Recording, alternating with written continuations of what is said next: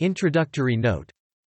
King Lear is, in its picture of the tragic effect of human weakness and human cruelty, the most overpowering of the works of Shakespeare. It was written about 1605, in the middle of that period of his activity when he was interested, for whatever reason, in portraying the suffering and disaster that are entailed by defects of character, and the terrible cost at which such defects are purged away. And not even Hamlet displays these things so irresistibly.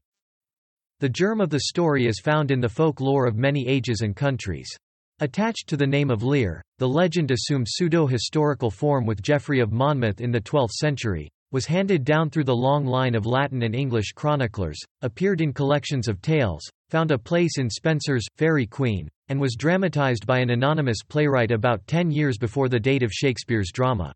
To Shakespeare himself is due the tragic catastrophe which takes the place of the traditional fortunate ending, according to which the French forces were victorious, and Lear was restored to his kingdom. He first makes Lear go mad, invents the banishment of Kent and his subsequent disguise, creates the fool, and, finally, connects with Lear the whole story of Gloucester and his sons. This skillfully interwoven underplot is taken from Sidney's Arcadia, in which a story is told of a king turned against his legitimate son by the slanders of his bastard. The pretended madness of Edgar, and the love of the wicked daughters for Edmund are inventions of Shakespeare's. But these details are not the only means by which the improbable legend is converted into the most tremendous of tragedies. This is done chiefly by the intensity with which the characters are conceived, the imperiousness and intellectual grasp of Lear, the force and subtlety of Edmund, the venom of the wicked daughters, the tenderness of Cordelia, the impassioned loyalty of Kent, the unselfishness of Edgar, and the poignant candor of the faithful fool.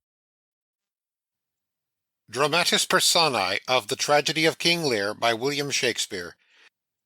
Lear, King of Britain, read by Craig Franklin. Goneril, eldest daughter to Lear, read by Thomas Peter.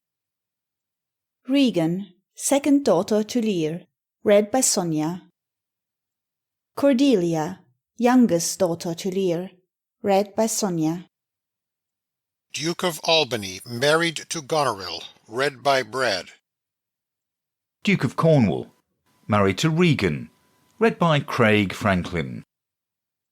King of France, read by Brad. Duke of Burgundy, read by Thomas Peter. Earl of Gloucester, read by Thomas Peter. Edgar, elder son to Gloucester, read by Sonia. Edmund, younger bastard son to Gloucester, read by Thomas Peter. Earl of Kent, read by Brad. Fool, read by Thomas Peter. Oswald, steward to Goneril, read by Sonia.